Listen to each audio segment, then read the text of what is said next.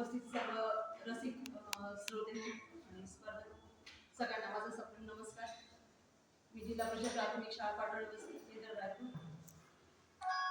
तर माझी स्वरचित काव्य सादरीकरण या स्पर्धेमध्ये माझा विषय आहे स्त्री.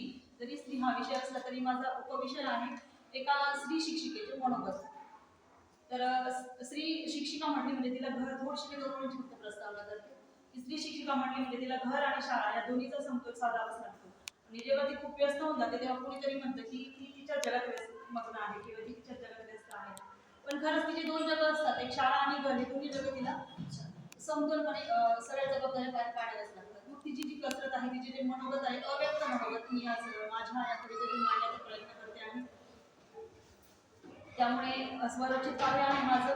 त्यामुळे प्रत्येक ओळ तुम्ही मनपूर्वक आणि लक्षपूर्वक ऐका. हीच माझी नम्र. माझ्या कवितेचं नाव आहे दोन जगांची धुरंधरती. दोन जगांची धुरंधरती. ती नेहमीच राबत असते, ती नेहमीच राबत असते. राबता राबता हसत असते, राबता राबता हसत असते.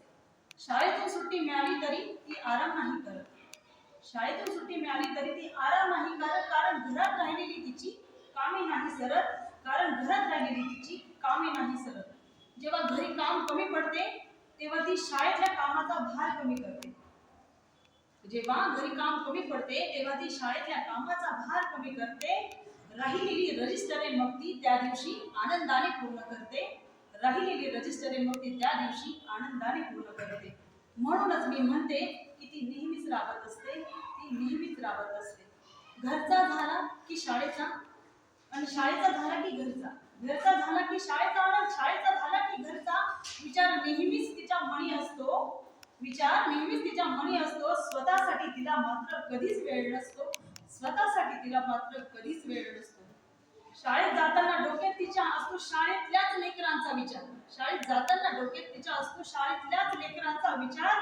आज मुलांची हातच्याची बेरीज अन जोड शब्द घ्यायचा करते ती निर्धार. आज मुलांची हातच्याची बेरीज अन जोड शब्द घ्यायचा करते ती निर्धार. घरात शाळा आणि शाळेत घर तिच्या मनात बसते. घरात शाळा आणि शाळेत घर तिच्या मनात बसते. म्हणून मी म्हणते की ती नेहमीच राबत असते, ती नेहमीच राबत असते. शाळेतून घरी निघताना मग घरचे लेकरू डोळ्यांपुढे दिसते. शाळेतून घरी निघताना मग घरचे लेकरू डोळ्यांपुढे दिसते. आले असतील का शाळेतून वाट माझी पाहत असेल, असे ती मनाशीच कुजबुजते. आले असेल का शाळेतून वाट माझी पाहत असेल, असे ती मनाशीच कुजबुजते. त्या चिमण्या डोळ्यांची आस तिला मावळू द्यायची नसते. त्या चिमण्या डोळ्यांची आस तिला मावळू द्यायची नसते. म्हणूनच लगबगीने ती आता घरट्याकडे परतते. म्हणूनच लगबगीने ती आता घरट्याकडे परतते. घरी आल्यानंतर तिच्या लेकराच्या त्या निरागस प्रेमापुढे, तिच्या लेकराच्या त्या निरागस प्रेमापुढे शाळेचा थकवा विरून जातो. शाळेचा थकवा विरून जातो आणि लेकराच्या जबाबदारीने पुन्हा ती पदर खोचून उभी राहते. आणि लेकराच्या जबाबदारीने पुन्हा ती पदर खोचून उभी राहते. म्हणूनच मी म्हणते की ती नेहमीच राबत असते, ती नेहमीच राबत असते. पुरुषासारखे कमावून आणते ती एका स्त्रीसारखे जगण्यासाठी. पुरुषासारखे कमावून आणते ती एका स्त्रीसारखे जगण्यासाठी. फक्त एक कौतुकाची थाप हवी तिच्या या कर्तृत्वासाठी. फक्त एक कौतुकाची थाप हवी तिच्या या कर्तृत्वासाठी. या जराशा कौतुकाने ती पुन्हा भारावून जाते. या जराशा कौतुकाने ती पुन्हा भारावून जाते आणि सगळी कर्तव्ये मग ती जोमाने पार पाडते. आणि सगळी कर्तव्ये मग ती जोमाने पार पाडते. म्हणूनच मी म्हणते ती नेहमीच राबत असते. म्हणूनच मी म्हणते की ती नेहमीच राबत असते. नको तिला सत्कार सोहळे, शाबासकीचे असते डोहाळे. नको तिला सत्कार सोहळे, शाबासकीचे असते डोहाळे.